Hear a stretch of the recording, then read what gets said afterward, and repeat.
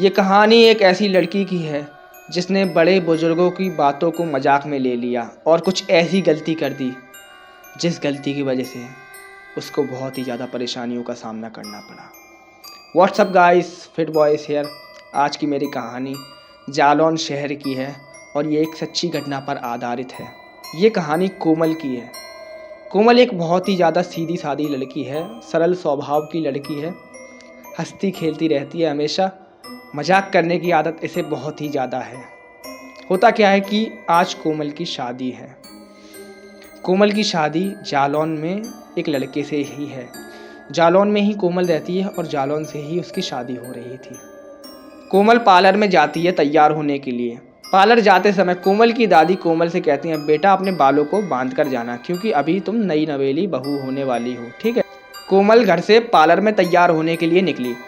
निकलते समय वो दादी की कही बात भूल गई और अपने बालों को उसने खुला ही छोड़ दिया। और साथ में उसके जो सहेलियां जा रही थीं वो एक इत्र लेके चली गईं। उन्होंने वो इत्र कोमल को दे दिया कि कोमल, ये जब तू सजेगी ना इस इत्र को लगा लेना। तो कोमल ने कहा कि ये इत्र, मैं परफ्यूम डालूंगी, ये इत्र क्यों? तो उन्होंने कहा इत्र की बात ही कुछ अलग है। कोमल उनकी बातों को सही से नहीं समझ पाई। कोमल ने वो इत्र रास्ते में ही लगा लिया। होता क्या है कि कोमल तैयार होकर घर पर आ जाती है। घर पर आने के बाद बारात उनके घर पर ही आती है। फिर पूरी शादी धूमधाम से हो जाती है। शादी पूरी हो जाने के बाद कोमल की विदाई होती है और विदाई होने के बाद कोमल अपने ससुराल पहुंच जाती है। कोमल के ससुराल में कोमल के हस्बैंड और उनकी माता और उनके पिता, सिर्फ 3 लोग घर पर रहते हैं। आज कोमल की शादी की पहली रात है। कोमल अपने पति के साथ अपने कमरे में बैठी हुई है। तो कोमल के हस्बैंड ने कोमल से 2-3 बातें पूछी। आपको खाने में क्या अच्छा लगता है? साथ में आप मुझे बता सकती हैं आपको क्या क्या चीज़ें अच्छी नहीं लगती, तो मैं कभी भी वो चीज़ें नहीं बनवाऊंगा। कोमल अपने पति के स्वभाव को देखकर काफ़ी ज़्यादा खुश हुई। उसने सोचा कि मेरे सपनों का राजकुमार मुझे मिल चुका है। कोमल के पति ने जैसे ही फिर लाइट बंद करी और लेटने के लिए उसके पास बैठा, अचानक से कोमल का स्वभाव बदल गया और वो बहुत ही ज़्यादा गुस्से में अपने पति को देखने लगी। उसका पति अचानक से बहुत ही ज़्यादा हैरान हो गया कि ये मुझे गुस्से में क्यों देख रही है, मैंने ऐसी क्या गलती कर दी। उसने कोमल से कहा, कोमल कोमल क्या हुआ? अचानक से कोमल उससे अजीब सी आवाज़ में बोलती है, मेरे पास आने की जरूरत नहीं है, दूर रहना मुझसे। जैसे ही कोमल का पति ये सुनता है वो अचानक से हैरान हो जाता है कि ये कोमल को क्या हो गया। वो अपनी मम्मी को आवाज़ देता है। मम्मी जैसे ही अभय की आती हैं वो पूछते हैं, बेटा क्या हो गया? अभय बोलता है कि ये पता नहीं इसको क्या हो गया, ये मुझसे बहुत अजीब तरीके से बात कर रही है। अभय की मम्मी कोमल के पास बैठती हैं और बोलती, बेटा क्या हो गया? मैं जानती हूँ कि तुम अभी नई नई इस घर में आई हो, इसलिए तुम थोड़ा बहुत घबरा रही हो, शर्मा रही हो, मुझे बताओ क्या हो गया। तो कोमल अपनी सास से बोलती है, अपने बेटे से क्या देना, मुझसे दूर रहे, मेरे पास आने की जरूरत नहीं है। कोमल की सास अचानक से हैरान हो जाती हैं कि इस लड़की को क्या हो गया।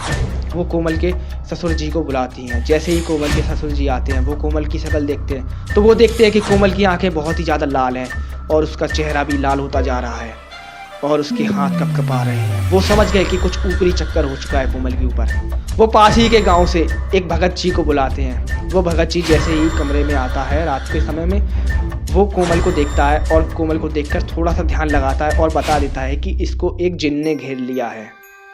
ये कुछ गलतियां करके आई है जिस वजह से इस जिन ने इसको घेर लिया है। ये पार्लर से इत्र लगाकर आई है और साथ में इसने एक ऐसी जगह पर थूक दिया है जो इस शक्ति को बर्दाश्त नहीं हुआ, जिस वजह से इसने इसके ऊपर कब्जा कर लिया है। कोमल के ससुर जी ने कहा कि भगत जी आप देखिए, हमारी नई बहू है, ऐसा नहीं होना चाहिए कि उसको कोई परेशानी हो, क्योंकि हमारी इज्जत का सवाल है। भगत जी इसको देख लीजिए। तो वो भगत जी एक ताबीज़ बना देते हैं और वो ताबीज़ कोमल के गले में बांध देते हैं। वो बोलते हैं कि ये ताबीज़ जब तक कोमल के गले में रहेगा तब तक इसको कोई भी परेशानी नहीं होगी, लेकिन अगर एक बार ये ताबीज़ गया तो ये परेशानी 4 गुना हो जाएगी। ये परेशानी बहुत ही ज़्यादा बड़ी है क्योंकि ये छोटी मोटी परेशानी नहीं नज़र आ रही है मुझे। तो आप लोग इस चीज़ का ध्यान रखना कि ये ताबीज़ नहीं उतरना चाहिए। कोमल के ससुर जी भगत जी से बोलते हैं कि हाँ भगत जी, हम इस चीज़ का पूरा ध्यान रखेंगे, आप परेशान ना होइए। भगत जी बोलते हैं, परेशानी मुझे नहीं आप ही लोगों को होगी। मैं आपको पहले ही बता देता हूँ ये परेशानी बहुत ही ज़्यादा बड़ी है, इसको हल्के में मत लेना। भगत जी इतना कहकर वहाँ से फिर चले जाते हैं। रात जैसे तैसे कट जाती है, सुबह होती है। सुबह कोमल नहाने के लिए जाती है और वो जैसे ही बाथरूम में जाती है, बाथरूम के गेट से उसका ताबीज उलझ जाता है और टूट जाता है। कोमल जैसे ही देखती है कि उसका ताबीज टूट गया है, वो इधर उधर देखती है, वो देखती है यहाँ पर कोई भी नहीं है। वो जल्दी से उठाकर उसको दोबारा से बांध लेती है ताकि उस पर कोई भी डांटे ना। परेशानी यहाँ से ही बढ़ जाती है। नहाने के बाद कोमल का अचानक से सर भारी होने लगता है। जैसे ही कोमल का सर भारी होता है, कोमल अपने बेड पर जाकर बैठ जाती है। कोमल की सास कोमल के पास आती हैं और कोमल से बोलती हैं, बेटा यहाँ किचन में आ जाओ, मैं कुछ तुम्हें बताना चाहती हूँ। कोमल अपनी सास से बोलती है,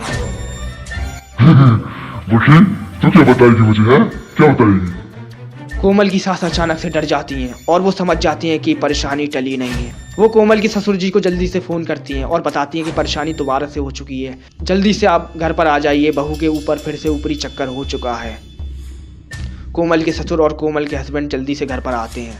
कोमल के ससुर उन्हीं भगत जी को दोबारा से बुलाते हैं। भगत जी जैसे ही घर आते हैं, घर आते ही वो थोड़ा ध्यान लगाते हैं और कुछ लौंग वगैरह कोमल के ऊपर से उछारा करते हैं। उछारा करने के बाद वो कोमल के ससुर जी से बोलते हैं, अब पानी सर के ऊपर से चला गया है। जिस चीज़ की मैंने आप लोगों से मना किया था वही चीज़ हो गई है। अब उसने अपने साथ और भी लोगों को न्योता दे दिया है, जिसकी वजह से आपकी बिटिया काफ़ी ज़्यादा परेशानी में आ चुकी है। यहाँ मेरी क्षमता नहीं है कि मैं इससे जी सकूँ। कृपया करके आप किसी और भगत से संपर्क करें, मैं इसमें कुछ नहीं कर सकता, मुझे माफ़ करना। मैंने आपको पहले ही बता दिया था कि इस परेशानी से फिर मैं नहीं निपटा पाऊँगा। कोमल के हस्बैंड काफ़ी ज़्यादा उदास हो जाते हैं और भगत जी को छोड़ आते हैं। उसके बाद कोमल की ससुर जी और इधर उधर पता करते हैं कि कोई अच्छा भगत मिल जाए, लेकिन कोई भी भगत नहीं मिलता।